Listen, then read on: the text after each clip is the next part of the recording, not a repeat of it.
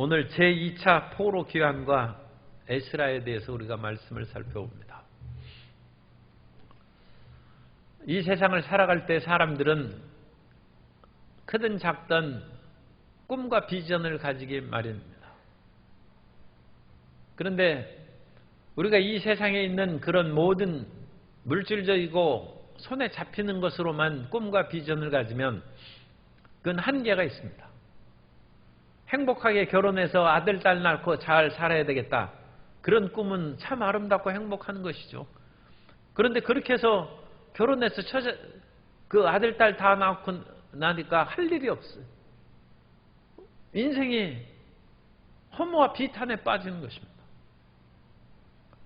그런데 오늘 우리가 찬송을 부른 것처럼 세상의 모든 민족이 구원을 받기까지 쉬지 않으시는 주님처럼 우리가 그와 같은 주의 심장을 가지고 내 인생의 목표가 온 땅에 그리스도 예수의 복음으로 가득 찬 그것이 나의 희망이다. 그건 지금 2000년이 지금 지나도록 진행되고 있죠. 그런 꿈과 비전을 가진 사람이 이 세상에서 열심히 일하고 살면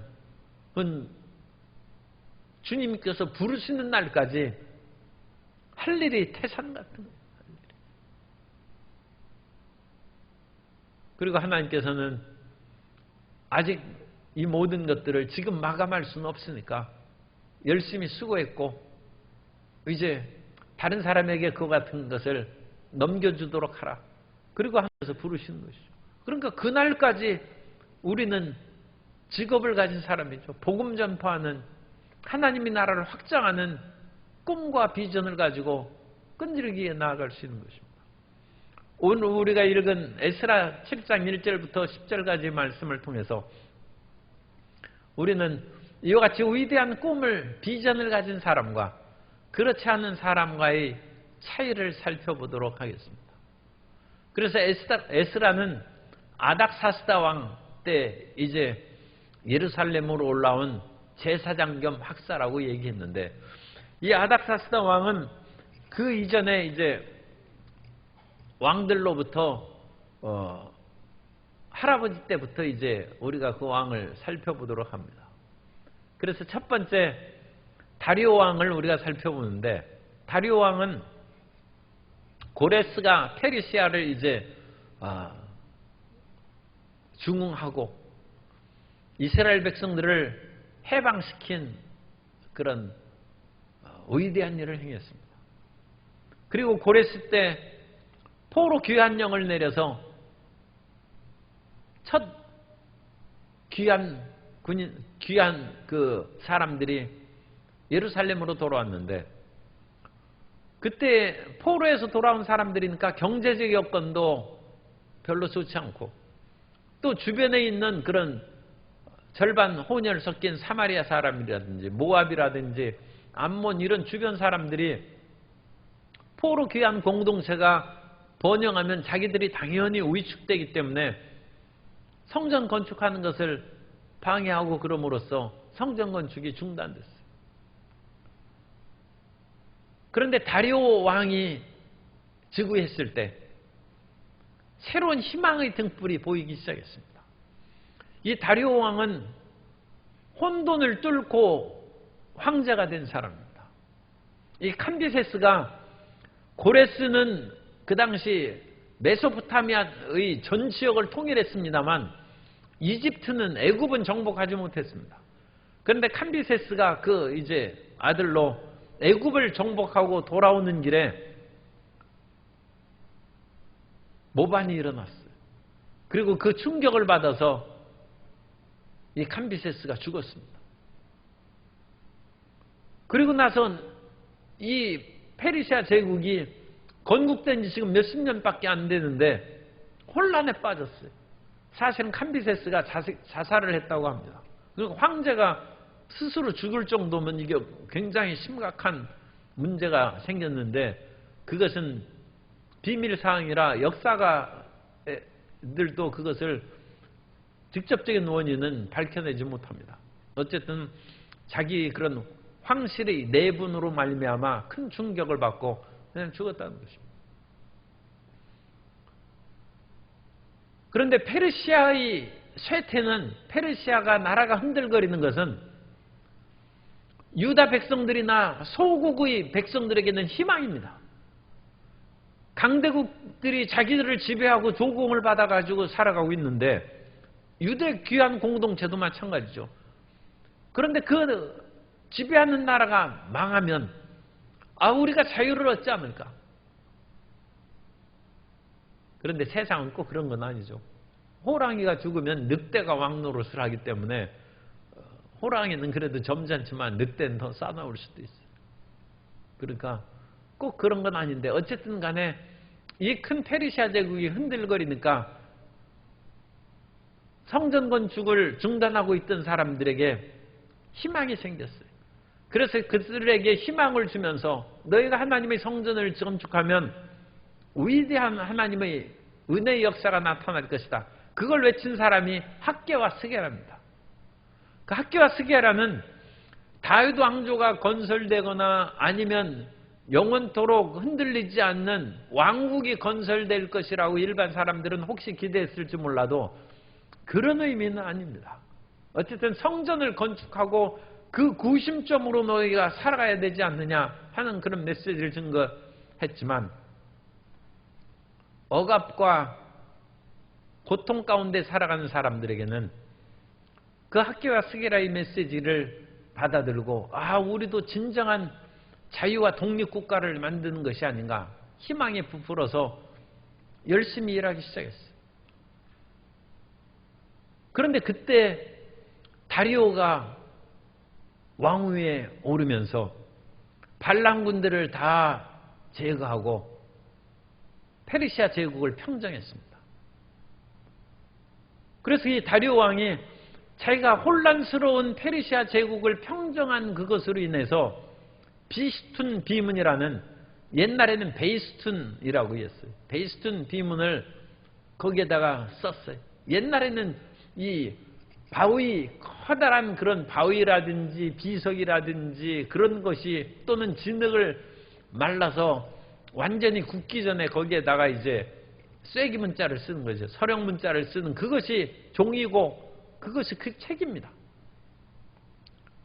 그런데 이 다리오는 500m 높이 산에 그 안반, 이 바위층이 있는 것을 발견하고 거기에다가 길이 18m의 그런 폭에다가 바위에다가 자기가 포로로 붙잡아 온 그런 사람들을 새겨서 넣고 거기에 3가지 언어로 자기 업적을, 자기가 혼란스러운 이 모든 나라를 평정하고 나라의 안정을 주었다는 것을 써놨어요. 그것이 비스툰 비문입니다. 그리고 이 다리오 왕이 아주 훌륭한 일을 한 것이, 이 다리오 왕이 성전 건축을 반대하는 사람들은 근거 없이 저 사람들이 성전을 건축한다고 했는데 이 다리오 왕이 자기 부하들을 시켜서 열심히 왕실의 고문서 보관하는 아카이브죠. 거기를 뒤져가지고 고레스 시대에 칙령을 내려서 모든 성전의 기명들도 다 가져가고 예루살렘에 성전을 지으라는 그 문서를 발견했어요. 그래서 이 다리오 왕이 그 문서를 발견한 후에 그것을 이제 공문서로 보내서 성전을 건축하라고 허락합니다. 에스라 6장 6절 이하에 보면 이제 유브라데 건너편 총독 닷드네와 스달보스네와 너희 동관 유브라데 강 건너편 아바삭 사람들은 그곳을 멀리하여, 이 닷드네와 스달보스네 이런 사람들이 성전 건축을 반대했기 때문에 그 사람들 보고 그곳을 이제 가까이 가지 말라는 것입니다. 하나님의 성전 공사를 막지 말고 유다 총독과 장로들이 하나님의 이 성전을 제자리에 건축하게 하라. 내가 또 조서를 내려서 하나님의 이 성전을 건축함에 대하여 너희 유다 사람의 장로들에게 행할 것을 알리노니 왕의 재산 곧 유브라데 강 건너편에서 거둔 세금 중에서 그 경비를 이 사람들에게 끊임없이 주어 그들로 멈추지 않게 하라. 국가에서 세금을 이런 여러 가지 혜택을 주면서 성전 건축을 계속하라는 것입니다. 만일 이 12절입니다. 만일 왕들이나 백성이 이 명령을 변조하고 손을 들어 예루살렘 하나님의 성전을 헐진대 그곳에 이름을 두신 하나님이 그들을 멸하시기를 원하노라. 나 다리오가 조서를 내렸노니 신속히 행할지어다 하였더라. 그래서 이 다리오의 조서를 받고 520년에 성전 건축을 시작해서 515년에 성전 건축을 완성한 것입니다. 어쨌든 이 다리오 왕은 국가의 반란을 평정하고 모든 소수민족들에게 희망과 용기를 주는 일을 했어요. 그런데 이 다리오가 제국을 확장하려는 그 목표를 가졌어요. 그래서 그 꿈, 지금 우리는 오늘 한 메시지는 꿈과 비전입니다. 그래서 다리오가 지금까지 일을 잘했는데 이 비전을 세계의 영역을 확장하는 비전을 가졌어요. 그래서 다리오가 이미 메소포타미아는 다 점령하고 애굽도 정복했으니까 이제 더 정복할 것은 터키를 통해서 그리스를 정복하는 거예요. 그리스와 전쟁을 시작했습니다. 처음에는 이 페르시아의 대군들이 그리스의 도시국가들을 그야말로 차례로 공격해서 연전연승을 했어요. 그런데 아테네를 공격할 때 아테네의 마라톤 평지에서 이 페르시아 대군들이 전쟁에서 참패합니다. 그래서 이 마라톤에서 싸우던 그 병사가 아테네까지 단숨에 42.19km를 달려갔어요. 그건 나중에 재보니까 그렇다는 것이죠. 그걸 달려가서 우리가 이겼다고 너무 지쳐서 죽었어요. 그래가지고 그 병사를 참 기념하고 이런 충신이 따로 없죠. 그것을 기념하기 위해서 마라톤이 시작됐다. 마라톤 이유랍니다. 어쨌든 페르시아와 그리스의 전쟁에 다리오 왕이 전쟁에 패했어요. 그러면 어떻게 살만 나겠습니까? 그래서 다리오 왕은 죽기 전에 자기 아들한테 왕위를 계승했어요. 그리고 금방 죽었어요.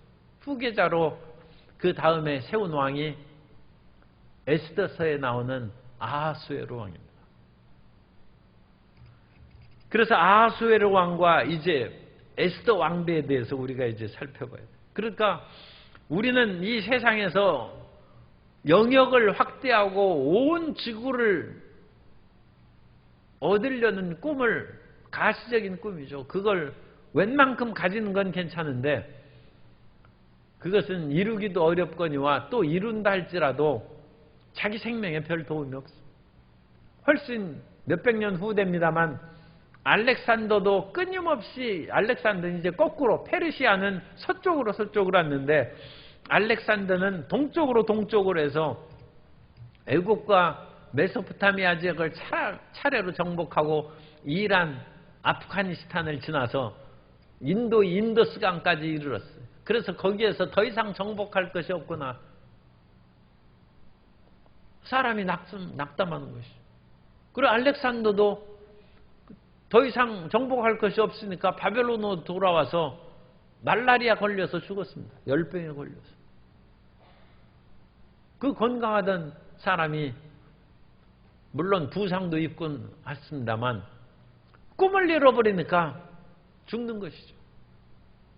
다리오 왕도 전쟁에서 실패하고 자기 아들에게 왕위 물려주고 죽었어. 세계를 정복하는 꿈이 좋기는 합니다만 그것을 성취하는 것도 영원한 생명을 주지 못하고 성취를 못하면 좌절해서 죽고 그런 거죠. 아하수에로 왕은 히브리어로 아하수에로예요. 히브리어로 아하수에로고 헬라어로는 크세르크세스입니다. 크세르크세스. 그리고 페르시아 말로는 크샤 야르샤입니다. 크샤 야르샤. 그래서 크샤 야르샤를 헬라어로 쓰니까 크세르크세스. 역사서에는 크세르크세스로 나오죠.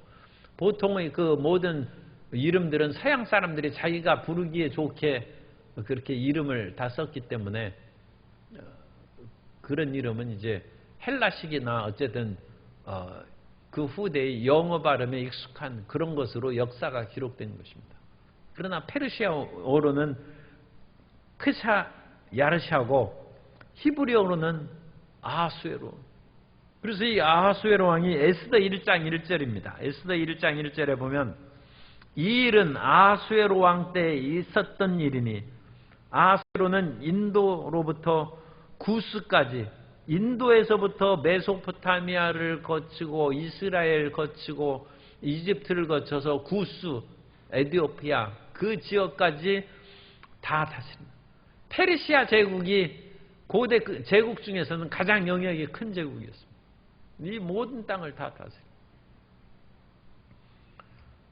그래서 이 아하수에로 왕은 수산성을 건축하는 데 있어서 국내적으로는 열심을 다했습니다. 그래서 수산성을 건축하고 또 다른 그 수도를 위해서 페르세폴리스가 또 엄청난 유적이 있어요. 그래서 페르세폴리스에게 그 건축을 20몇 년을 그것을 건축하는 일을 계속했습니다. 공사를. 그것이 이제 국내적인 중요한 그런 아하수에로 왕의 업적이었고 아하수에로 왕이 자기 아버지가 그리스 공격하다가 실패하고 돌아가셨지 않습니까? 그러니까 아하수에로 왕은 아들로서의 그런 또 의무와 사명이 있는 것이죠.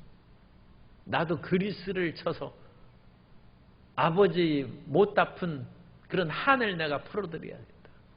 그래서 이 아하수에로 왕이 그리스를 공격하기 전에 주전 483년경에 대잔치를 벌이고 이 인도에서부터 에티오피아까지 나오는 모든 그런 지도자들, 장군들을 다 불러 모아서 성대한 연회를 이제 베푸는 것입니다. 그래서 그 성대한 연회를 베풀면서 우리가 그리스를 정복하여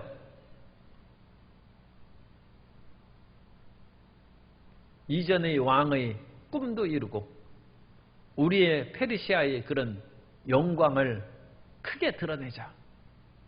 그래가지고 주연이 한창 하고 사람들이 술에 취해가지고 그 주웅이 도도할 때 이 와스디 왕비가 아주 이제 미인이었겠죠. 그래서 아하수에로 왕이 왕비를 불렀어요. 그런데 왕비가 안 왔어요. 그래가지고 왕이 이 체면이 깎여져. 심히 노하고 또 옆에는 항상 간신들이 있어가지고 그런 왕비는 없애는 것이 낫겠다. 그런 식으로 이제 왕이 분노하니까 또 부채질을 해서 그 와스디 왕비를 폐위시키도록 했습니다. 이 에스더서가 이제 거기에서 나오면서 우리는 에스더가 금방 그 왕비로 간택되는 것으로 연결시키는데 역사가들은 그렇지 않고 480년 그 살라미스 해전이 이루어지는데 이제 페르시아가 그리스에 쳐들어가서 그 해전에 패배하고 돌아온 그 이후에 에스더 왕비를 맞이한 것으로 그렇게 보고 있습니다.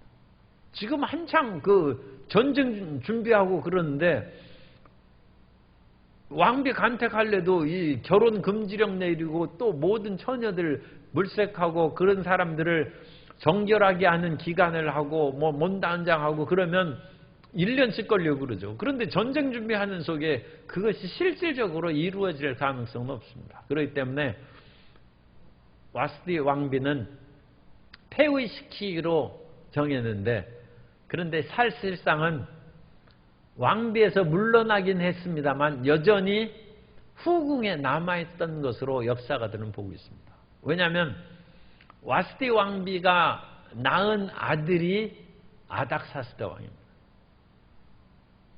그래서 그것을 100% 그 역사 기록이 와스디가 나왔다는 그런 것은 없지만 아하수에로 왕이 그 아닥사스다 왕이 이 아하수에로의 그 다음 왕입니다. 아하수에로의 다음 왕 아닥사스다 왕이 18살에 왕위에 오르는데 그 18살 왕위에 오르는 때가 와스디 왕비가 폐위될 그 해하고 일치합니다. 그래서 다른 전쟁의 기록에 보면 아하수에로 왕이 그리스하고 전쟁을 나갈 때 와스디를 데려갔다는 그것이 있어요. 그리고 와스디가 완전 쫓겨난 게 아니죠. 쫓겨난 것이 아니라 그냥 장의빈으로 다시 왕비 됐다가 희빈으로 강등된 뭐 그런 것으로 생각할 수 있어요. 그리고 완전히 쫓아내거나 그리고 왕이 오라고 했는데 그 왕비가 안 왔다. 그렇다고 해서 폐위시키고 죽일 수는 없잖아요. 아니 그게 죽을 죄입니까? 그죠? 물론 왕의 명령이 대단한 것이긴 합니다만 지금 자기들이 술 취해가지고 왕비 오라고 했는데 왕비가 안 간다고 했어요. 그리고 나중에 알고 보니까 이 와시디 왕비가 그 당시 아닥사스다를 임신하고 있던 그런 임신 중이었다고 그렇게 볼 수 있습니다. 아, 내가 몸이 무거워서 못 나간다. 아하수에로 왕이 나중에 그 사실을 알고 보니까 분노하기는커녕 아, 내가 오히려 잘못했구나. 오히려 그 자기 잘못을 반성할 수 있죠. 그런 복잡한 문제가 있어요. 그리고 이 와시디 왕비가 얼마나 세도당당하게 계속 그 뒤에 살았는지 아닥사스다 왕이 죽을 때까지 그 이후에 몇십 년 동안 세도를 누리고 이 왕비가 모후죠. 태후가 되어가지고 엄청난 그와 같은 권세를 누린 것으로 그와 같이 나타나 있습니다. 그러니까 성경은 와시디 왕비에 대해서는 성경은 뭐 쓸 필요도 없으니까 그건 제버렸는데 쓰지 않았으면 이제 와시디 왕비가 죽었구나 그렇게 생각하는데 안 죽었습니다. 안 죽었고 그 아들이 오히려 왕이 됐어요. 그리고 왕자를 낳은 왕비는 그 못 쫓아냅니다. 민비가 자식을 못 낳았으니까 장희변한테 쫓겨났지 왕자 낳았으면 그렇게 호락호락하게 못 쫓겨나죠. 그리고 우리나라에서도 연산군이 왕자를 낳았는데 폐비 윤씨를 그 어머니를 폐비시켰어요. 나중에 연산군이 왕이 되고 나서 자기 어머니 누가 쫓아냈느냐? 다 죽였어요. 그러니까 그 어머니를 쫓아내려면 그 왕자도 죽여야죠. 그렇지 않고 그 왕자를 살려두고 그 낳은 생모를 쫓아내고 그런 것은 그 역사를 아는 사람들은 절대 그런 짓 하면 그거 하면 다 죽는 것이죠. 그 후에 먼저 죽은 신하들은 관을 꺼내서 목을 잘랐어요. 부관 참시라고.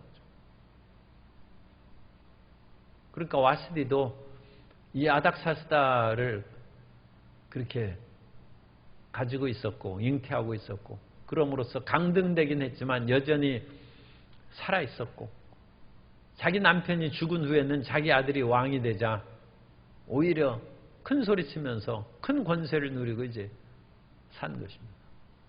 그 와시디 왕비가 그 일단 강등되었을 때 이 왕이 그 다른 여인하고 가까이 있었어요. 왕이 뭐 후궁이 여러 명 있으니까. 그런데 와시디는 자기가 잘못한 것이 있으니까 왕을 위해서 아주 그 정교하게 술을 놓아서 옷을 잘 만들어서 이 왕에게 바쳤어요. 그런데 그 아하수에로 왕이 자기 이제 새로운 그 후궁 그 비에게 무엇을 갖고 싶느냐 하니까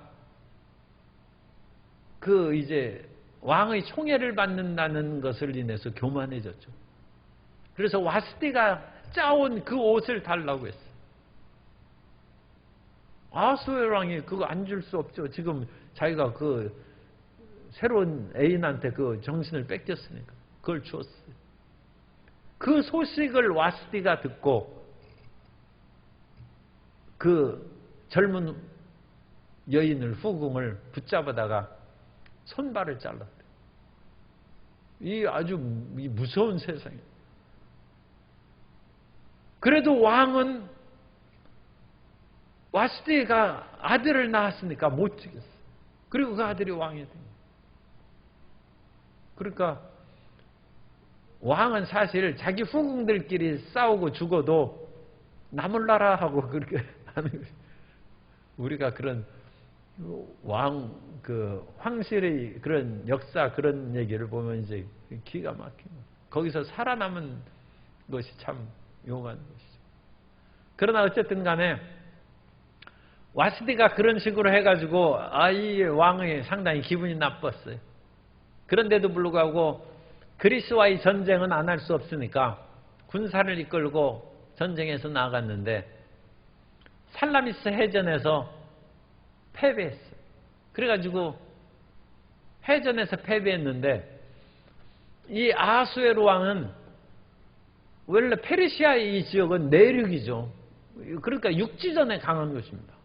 그래서 그 해상 그리스는 바다가 많죠. 다 바다로 둘러싸여 있으니까. 그러니까 이 해전에는 약하기 때문에 페르시아가 그 준비를 했어요. 그래서 베니게 사람들이 항해 능력으로는 그 당시 지중해 세계 최고죠. 베니게가 지중해의 무역을 석권했습니다. 그래서 베니게의 그런 뱃사람들하고 애굽에서 배를 잘 모는 용병들을 동원해서 해전에 투입을 했습니다. 그런데 아하수에로 왕이 그 살라미스 해전에서 패배한 후에 우리가 용병을 잘못 써서 이와 같이 전쟁에 패했다. 그래가지고 베니게 사람들하고 애굽의 용병들을 아주 책망을 했어요. 너희들이 이렇게 돈 받고 와서 싸우는데 성의껏 하지도 않고 이게 무슨 짓이냐. 그래서 용병들이 다 도망갔어요. 나 당신들한테 돈 안 받는다 해가지고 용병들이 그냥 갔어요. 그래서 더 이상 전쟁할 길도 없었어요. 그런데 이 아하수에로 왕은 자기가 이제 이 전쟁에서 승산이 별로 없자 자기 부하에게 사령관직을 맡기고 자기는 후퇴해서 이제 페르시아 고국 수산성으로 돌아오는 그런 길을 이제 밟고 있는데 사람을 잘 써야 되는데 그 사령관으로 세운 사람이 거듭거듭 실책을 범함으로 계속 패전한 거예요. 그러다가 나중에는 그 사령관도 잡혀서 그리스군한테 죽었어요. 그래서 479년에 완전히 그리스와의 전쟁에서 참패했습니다. 참패하고 아하수에로 왕은 이제 거기 자기는 전쟁에서 살라미스 해전에서 패배한 후에는 뒤로 후방으로 물러와서 왔기 때문에 자기가 살았죠. 그런데 그 다음이 문제. 아하수에로 왕은 물러나와서 이제 왕궁으로 돌아와서 하늘을 보고 땅을 봐도 할 일이 없어요. 아니 그리스가 뭐 페르시아 영토를 침입해서 뭐 땅을 많이 뺏고 그런 것은 없죠. 그러니까 이 그리스가 자기 나라를 지킨 것이지 페르시아를 뭐 항복시키고 땅을 빼앗고 그런 것은 아니죠. 그러니까 페르시아는 여전히 번영하고 그 당시 최강의 강성한 나라입니다. 그러니까 물질적인 풍요와 모든 그런 영역의 힘은 가지고 있는데 이 작은 그리스도 이기지도 못하니까 마음이 상처를 받고 또 특별히 국내외 쪽으로 정복할 그런 지역도 없고 그러니까 아하수에로왕이 할 일이 없어요. 돈 많고 할 일 없으면 어떡하겠습니까? 그래서 여색에 빠졌어요. 그래서 아하수에로 왕이 수많은 여인들을 거느리고 살기 시작했고 그 즈음에 에스더가 왕비가 된 것으로 보고 있습니다. 사람이 꿈과 비전을 잃고 좌절에 빠지면 타락하는 거예요. 모든 것을 이루었는데 더 이상 나아갈 길이 없어요. 그럼 가진 것으로 그냥 탐닉했어. 쾌락에 탐닉하는 것입니다. 그리고 우리가 그 에스더 4장 11절을 보면, 에스더 4장 11절에 보면 왕의 신하들과 왕의 각 지방 백성이 다 알거니와 남녀를 막론하고 부름을 받지 아니하고 안뜰에 들어가서 왕에게 나가면 오직 죽이는 법이요 왕이 그 자에게 금규를 내밀어야 살 것이라. 이제 내가 부름을 입어 왕에게 나가지 못한 지가 이미 30일이라 하라 하니라. 에스더가 왕비가 됐는데 왕 얼굴을 못 본 지 30일 됐어요. 그럼 왕이 30일 동안 뭐하고 지냈느냐? 나라를 뭐 살피고 상소문 읽느라고 공부하느라고 30일 동안 왕비 침소에 못 갔습니까? 아니죠. 온갖 그런 잘못된 그런 죄악에 빠져들어가지고 그렇게 갔는데, 역사의 보고서에 의하면 이제 사람이 솔로몬은 1000명의 부인을 얻었는데 그래도 만족함이 없다는 것이죠. 허무하다는 것이죠. 그런 것처럼 아하수에로 왕은 나라의 온갖 사람들을 불러다가 그와 같이 후궁을 삼고 그랬는데 만족함이 없어요. 그래가지고 주연을 베풀어서 부부동반으로 다 참여시켰어요. 그리고 부부동반은 신하들이 아내의 마음이 들면 잠깐 멀리 가 신하를 딴 데 보내고 신하의 아내를 범하는 죄를 지었어요. 그러니까 이 신하들이 처음에는 왕의 그런 위험에 두려움에 빠져서 어찌할 수 없고, 또 옛날 그런 중국 그런 이야기를 보면 그런 아주 그 나쁜 왕들이 있어가지고 그 신하들 아내가 그 왕이 자기를 위협하면 그냥 죽죠. 그러면 왕을 무시했다고 해서 그 아내 남편하고 그 집을 몰살시킵니다. 그러니까 죽을 수도 없고 그냥 살 수도 없고 그런 난감한 처지에 빠집니다. 신하들의 원성이 자자하니까 왕의 시위대장이 아하수에로 왕을 죽였습니다. 왕을 보호하는 궁중 시위대장의 칼에 아하수에로 왕이 죽었어요. 좀 안타깝지만 그래서 에스더도 과부가 됐어요. 그 남편이 그렇게 불온 올바르지 못한 행동을 하고 사니까 그런 식으로 이제 고통을 겪었어요. 이 세상에 부귀영화가 인생의 목적이 될 수 없습니다. 솔로몬이 부귀영화로 하면 이 세상에 그런 사람이 없다는 것이죠. 그런 솔로몬, 그 솔로몬은 하나님을 젊었을 때 경외했을 때는 그야말로 총명이 가득해서 기생의 아들이 누가 진짜 아들인지 그것도 가려내고 하는 일이 모두 형통했는데, 나중에 다윗이 아버지가 다 정복해서 할 일도 없고 나라는 풍요없고 그러니까 죄악에 빠져서 지내다 보니까 솔로몬이 인생 살 맛이 없다는 것이에요. 헛되고 헛되니 모든 것이 헛되도다. 인생의 부귀영화가 우리의 비전이 될 수 없습니다. 아하수에로 왕처럼 페르시아의 거대한 영토를 다 차지하고, 뭐 옛날 무슨 노래도 있는 것 같아요. 페르시아의 영화 무슨 뭐 노래가 뭐가 있죠. 유행가인가 뭐 그런 것을 다 해도 그 비전이 영원한 하나님에 대한 비전이 아니면 허무하게 끝나버리는 겁니다.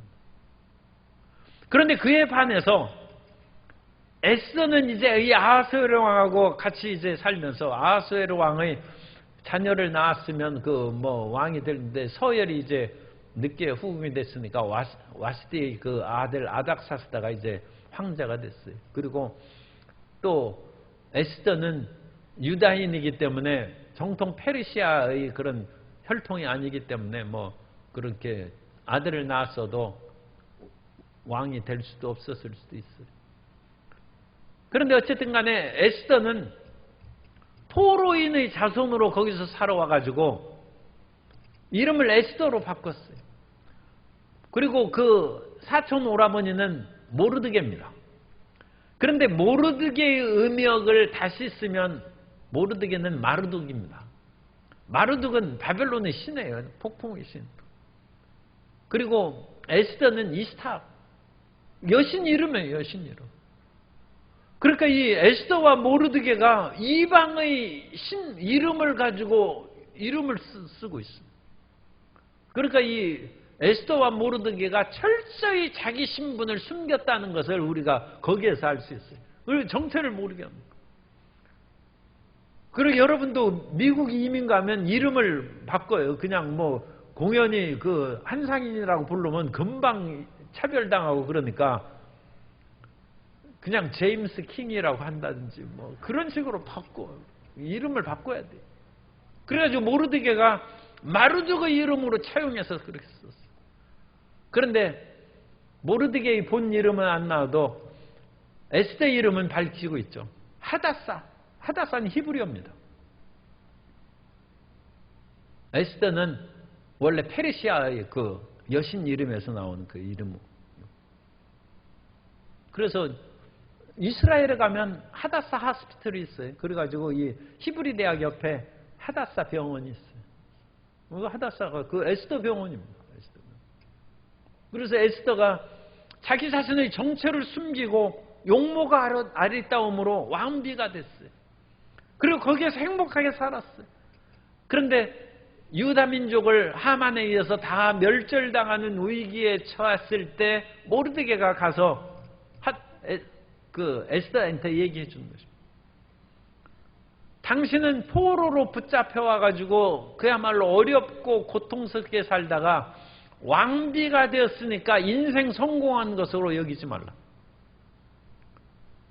하나님께서 너를 왕비 세우신 것은 이 어려운 유다 민족을 구하기 위해서 세운 것인지 내가 어찌하며 인생의 목적이 다른 데 있는 하나님께서 에스더 혼자 그야말로 특출하게 왕의 사랑받고 부귀영화 누리고 혼자 살라고 에스더를 왕비 세운 것이 아니라 하나님이 사랑하시는 포로로 붙잡혀온 유다 백성들을 살리려고 하나님의 계획하에서, 왜냐하면 유다 백성들을 하나님께서 멸망시키기를 원하신 것이 아니라 그들을 깨우치고 훈련해서 하나님의 품으로 돌아오도록 포로로 붙잡혀간 것이니까 하나님이 보호해 줄 책임이 있죠. 하나님은 원래 보호해 주고 그들의 생명을 지킬 마음을 갖고 계셨어요. 그렇기 때문에 그들 가운데 다니엘과 같은 총리도 세우고 모르드게도 나중에 총리가 되고 에스더 같은 왕비를 세워서 포로로 붙잡혀온 그 사람들도 어디서든지 하나님만 믿으면 살 수 있다. 어디에서든지 하나님을 경외하면 하나님께서 높이 세우신다는 그걸 가르칩니다. 지금 나라는 독립국가가 아닙니다. 페르시아의 지배하에 앞으로도 수백 년 동안 더 지배하에 살아야 돼요. 그러나 그런 속에서도 하나님께서는 각 사람을 총리로 세우고 오늘 읽은 에스라도 하나님의 그런 학사, 그게 직책 이름입니다. 그러니까 종교 지도자의 이름이에요. 그래서 너는 유대인의 종교 지도자로서 에스라를 파송해서 거기에서 그 포로 귀환민들을 관할하게 하는 것입니다. 이 직책 이름입니다. 그래서 거기 나오죠. 하나님의 그런 이스라엘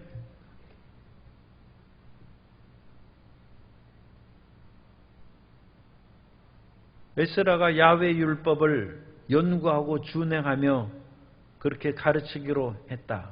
그렇게 말씀하고 21절에 보면 하나님의 율법학자 겸 제사장 에스라. 그래서 하나님의 율법학자 겸 제사장, 이것이 페르시아에서 공식적으로 준 직책명입니다. 직책명으로 그것을 종교 지도자로서 포로 귀한 공동체를 관할하라는 일을 시킵니다. 그래서 에스더에게 그걸 가르칩니다. 당신의 인생의 목적은 왕비의 그런 부귀영화가 아니라 비록 어려움을 겪을지 모르고 혹시라도 아수에로 왕이 금규를 내밀지 않으면 사형에 처해질 수도 있어요. 그러나 목숨을 걸고서라도 그 일을 수행하도록 하나님께서 이제까지 인도하여 너를 세우신 것이다. 우리가 하나님 안에서 우리의 인생의 목적을 깨닫지 않으면 솔로몬이라도 인생 허무한 것입니다. 어떤 상황에 있다 할지라도 하나님께서는 우리 한 사람 한 사람에게 사명을 주시고 해야 될 일을 가르쳐 주십니다. 그것을 깨닫고 나아간 사람은 인생이 보람되고 기쁘지만 이 세상에 눈에 보이고 손으로 만져지는 그것만을 붙잡고 살아가는 것은 인생이 허무하게 된 것입니다. 그러면 우리는 이 꿈을 인해서 왕비도 되는 것이고 이 꿈을 향하여 열심히 공부해서 다니엘처럼 박사도 되는 것이고 총리도 되는 것이고 그러나 그것으로 인하여 결국 최종 목적은 하나님을 영화롭게 하는 것이고 하나님의 뜻을 섬기는 것입니다. 그래서 아하수에로 왕은 이 세상의 목표를 가지고 페르세폴리스, 지금은 폐허가 된 그런 그 유적으로 나와 있어요. 아주 그 폐허가 된 것도 참 대단하게 나와 있습니다. 거기는 제가 참 못 가봤어요. 그런데 어쨌든 그림으로 그 보면 아주 정말 장대하고 대단한 그런 그 도시를 건설했다는 것을 오늘날에도 그 유적이 남아 있습니다. 그런 유물들과 그런 것이 나와 있습니다. 확인할 수 있어요. 그러나 그런 모든 것을 다 세웠어도 아하수에로 왕은 자기 자신의 내면의 목표, 소위 말해서 영적인 목표가 없으니까 주색 잡기에 빠져가지고 파멸되고 막 자기 신하의 칼에 자기를 보호하는 시위대장의 손에 결국 살해되고 마는 것입니다. 그리고 이 왕이 죽자 그 아들이 18살에 왕위를 이었어요. 그 사람이 아닥사스다입니다. 그래서 아닥사스다 왕이 이제 왕위에 오르고 아닥사스다 왕 7년에 에스라가 이제 귀환했다고 그렇게 하고 있죠. 그래서 아닥사스다 왕은 역사적으로는 아르타크세르세스입니다. 아르타크세르세스는 1세인데 이 아닥사스다 왕이 왕위에 오른 후에 애굽에서 어쨌든 왕이 바뀌면 그 새로운 것을 꿈꾸는 거예요. 그래서 애굽이 그 전까지는 페르시아에 계속 조공을 받쳤어요. 애굽의 그런 처지가 굉장히 비참하게 됐죠. 페르시아라는 더 큰 강대국한테 애굽이 조공을 바치고 있었어요. 그러다가 아하수에로 왕이 죽은 후에 애굽이 아하수에로 왕을 이긴 나라가 있죠. 그리스 아테네에 가서 사신을 보내서 당신이 우리가 페르시아한테 조공을 드리지 않고 우리가 반란을 일으킬 텐데 아테네 당신 그리스가 우리를 좀 도와달라고 했어요. 그런데 그 정보를 아닥사스다 왕이 입수를 했어요. 그러면 여러분 어떻게 하겠어요? 아닥사스다 왕이 군사를 이끌고 그리스나 애굽을 쳐들어갑니까? 전쟁을 일으키려면 돈 엄청나게 듭니다. 미국이 아프가니스탄 거기 20년 동안 전쟁하느라고 돈 엄청나게 썼다고 그러잖아요. 이 전쟁은 돈입니다. 그러니까 아닥사스다 왕은 돈 그야말로 100만 원 드릴 것을 50만 원에 이길 수 있는 방법이 있어요. 그것은 적군을 이간질시키는 거예요. 페르시아를 이긴 후에 아테네가 그 맹주가 됐어요. 그래서 스파르타가 아테네하고 내 경쟁관계에 있는데 스파르타가 기분이 나쁜 것이죠. 그럼 어쨌든 아테네가 이 델로스 동맹의 맹주가 됐어요. 그러자 이런 그 애굽에서 사신이 와서 아테네가 도우려는 그런 움직임을 가지고 있다는 보고를 아닥사스다 왕이 페르시아 왕이 받은 후에 엄청난 뇌물을 스파르타한테 갖다 줍니다. 네가 이 돈 받고 어떻게 좀 해봐라. 그러자 스파르타가 아테네를 쳐들어갔어요. 그래서 그리스 안에 내분이 생기고 동맹이 깨졌어요. 아테네는 스파르타가 쳐들어오는데 애굽을 도울 형편이 못 되죠. 애굽은 꼼짝없이 이제 페르시아가 스파르타에 준 뇌물까지 애굽이 다 물어내야죠. 그래가지고 이 아닥사스 왕이 정말로 지혜롭게 그 모든 문제를 해결하고 애굽의 그런 반란을 진압했어요. 그런데 뭐 아닥사스 왕의 그런 그 역사적인 이야기가 초점이 아니니까 이 아닥사스 왕 7년에 거기에서 인정받고 그야말로 그 포로로 붙잡혀갔으면서도 458년입니다. 아닥사스 왕 7년은 458년에. 그러니까 586년에 포로로 붙잡혀가서 458년이 지났으니까 110여 년이 지났죠. 586년에서 458년이니까 한 130년이 지났죠. 130년 지났으면 그것은 여러 세대죠. 그 여러 세대, 이 족보 보세요. 그 아론으로부터 16대 손에. 그래서 이 제사장의 족보가 130년이니까 한 세대를 뭐 보통 구약시대에는 40년 잡습니다만 실질적으로는 25년입니다. 25년씩 잡으면 5대죠. 5대를 내려오면서 에스라가 하나님의 말씀을 계속 공부했다. 그래 하나님의 말씀에 익숙한 율법 학자랍니다. 여러 대를 가고 더군다나 이 제사장은 하나님의 성전이 무너진 그런 속에서 사는 제사장이에요. 그런데도 이 제사장이 하나님의 성전도 없지 나라는 빼앗겼죠. 오직 성경책만 붙잡고 하나님의 회복의 날을 기다리면서 130여 년을 지나가고 있을 때 에스라가 하나님의 인도하심을 받아서 깨달은 것이 내가 고국으로 돌아가서 그것이 10절의 결심이에요. 에스라가 야훼 율법을 연구하여 준행하며 율례와 규례를 이스라엘에게 가르치기로 결심하였었더라. 에스라는 왕이 알아주는 부귀영화도 마다하고 그야말로 폐허가 된 예루살렘으로 다시 돌아와서 나의 사명은 포로에서 붙잡힌 귀한 공동체의 마지막 한 사람까지 하나님의 율법을 가르치고 율법을 준행하며 살고 그것을 그들에게 적절히 적용시킬 수 있도록 끊임없이 연구하며 살아가는 것이 내 인생의 목표랍니다.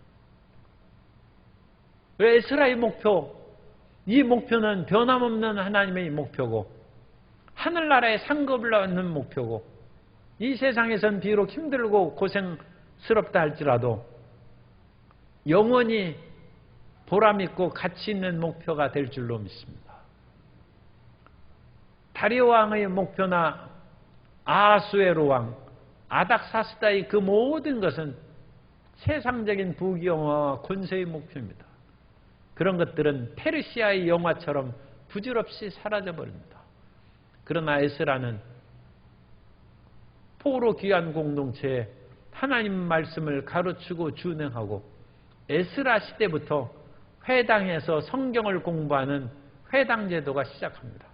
그래서 에스라는 유대교의 아버지라고 부릅니다. 그때부터 유대교가 이제 형성됩니다.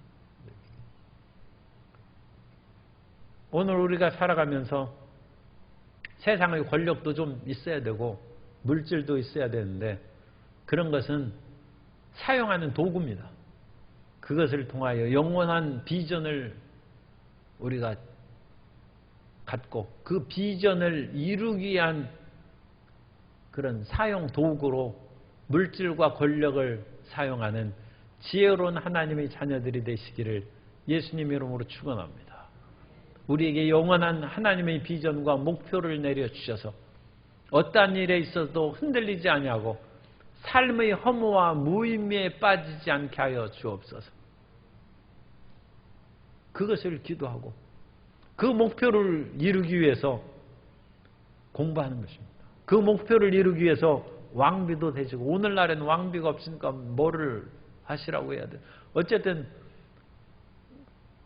모든 것을 다 할 수 있는 높이에 올라가서 하나님의 뜻을 이루고 영원한 비전을 이루는 하나님의 자녀가 되고 백성이 될 때 주님께서 크게 기뻐하실 줄 믿습니다.